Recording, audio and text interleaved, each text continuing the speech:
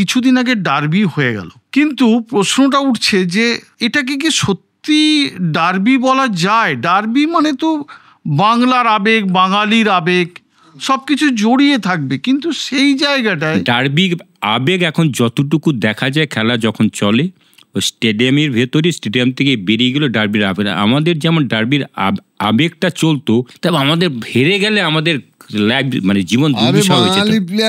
বাঙালি প্লেয়ারই নেই, তার হেরে গেলেই বা কি আর জিতে গেলেই বা কি।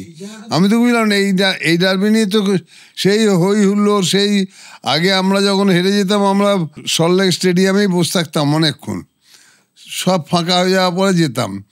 এখন এদের কাছে তো এসব নেই, গার্ড করে নিয়ে যেত, পুলিশ গার্ড করে নিয়ে। হ্যাঁ, এদের কাছে তো এসব নেই। এদের তো কটা বাঙালি ছেলে আছে, কটা বাংলার টিম খেলছে। আমার দেখাও ডার্বিতে, ডার্বি করছে। কিসের ডার্বি? কার ডার্বি?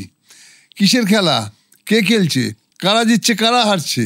বিদেশিতে ভরে গেছে, বিদেশি আর ভিন রাজ। বাঙালি ফুটবল তো গুণে বের করতে হয়, 1 2 4টে আর নেই বাঙালি। নাও